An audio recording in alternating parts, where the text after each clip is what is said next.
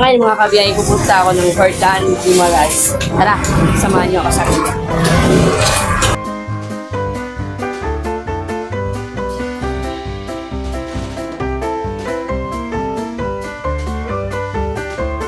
Tara mga kabiyahe, samahan niyo ako sa aking paggagal at paglalakbay sa Guimaras Island, the mango capital of the Philippines. Dito naman makikita ang napakasarap at matatamis na mga mangga na talagang mapawaw ka sa mga ganda ng kanilang mga plantation. Sa ngayon, May 8, 2024, tayo gagala at tutungo sa Guimaras Island. Ang unahan natin pupuntahan ay itong Hordan Wharf o talagang kanilang pantalan o fort ng kanilang isla.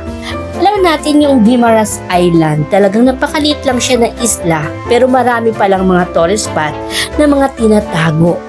Dito natin matatagpuan ang GC Lighthouse. Meron din dito Alubihod Cove, beaches, talagang mapawaw ka sa kanilang ganda. Sa biyahe pa lamang, talagang makikita mo na ang kanilang isla, napakaganda at parang Virgin Island, ika nga dahil marami pang mga puno ng green pa makikita kahit malayo pa ang isla. More than 15 minutes ko itong binaybay gamit itong parang malaking speedboat na ubangka na malaki na nga uso na ngayon kagaya sa Boracay Island. Ewan ko kung anong tawag dito. Comment below nga kayo kung alam nyo ang tawag sa ganitong bangkang ito na malaki. Kung alam nyo, i-comment nyo na. Kaya kung sa amin nakakaabot at mga video itong aking ginagawa, na aking paggagal at paglalakbay, i-comment nyo na yan. Baka sa susunod na mga lugar ay aking pupuntahan at aking bisitahin. Comment and suggestion na rin kayo kung saang lugar naman ang gusto kong puntahan para aking madalaw at mabisita. Sa ngayon, Guimaras muna tayo. At talagang alam natin meron silang tinatawag na festival na Manggahan 2024. Sa ngayon, nung May 3 pa, nagsimula ang kanilang festival. Meron din sila ngayong mga expo dito sa kanilang isla as of now, May 8, 2024. Mamaya-maya ay ating pupuntahan. Meron din dito nating matatagpuan sa kanilang isla yung talagang windmill nila. Akala ko nga noong una, yung windmill nila dito ay iisa lang, dalawa, tatlo. Pero di ko akalain, sobrang dami ng kanilang windmill at talagang hindi ko mabilang dahil sobrang dami na nakapaikot sa kanilang isla. Maya-maya ipapakita ko sa ngayon pagdadaong ko na dito sa Guimaras Island. Ito yung tinatawag nilang Hordan Wharf o Port ng Hordan. Una natin makikita yung signage ng Guimaras. Papakita sa inyo maya-maya konti bago natin makakadaong sa kanilang napakaganda at napakalinis naman ika nga ng kanilang pantalan. At mga mababait din ang mga tao dito. Maasikaso, talagang i-welcome ka nila kahit hindi ka nila kilala. Kaya sana, ganun din sa inyong mga lugar, mga kabiyahe. Sana subahan niyo pa ako sa aking paggagal at paglalakbay sa mandako ng mundo tayo makakarating. As of now, andito na tayo sa Hordan Port ng Guimaras. Yan, tara, baba na tayo!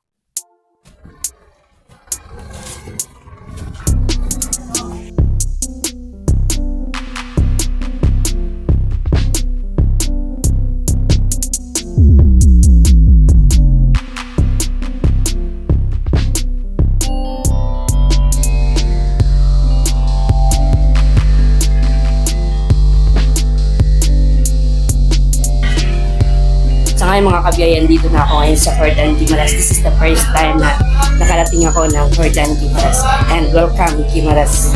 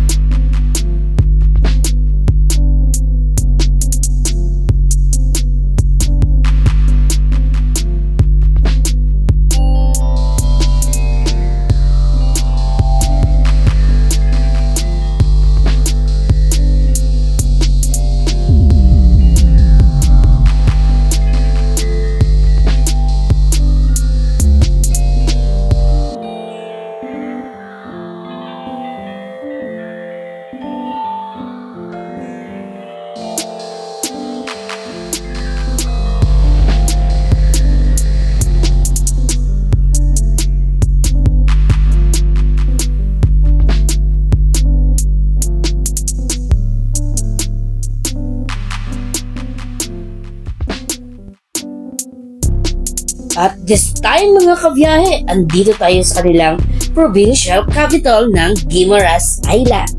At dito natin makikita ang kanilang napakagandang signage. At hanggang sa muli mga kabiyahe, dahil dito na lamang muna ang ating pagbablog at paggagal at paglalakbay dito sa Guimaras Island.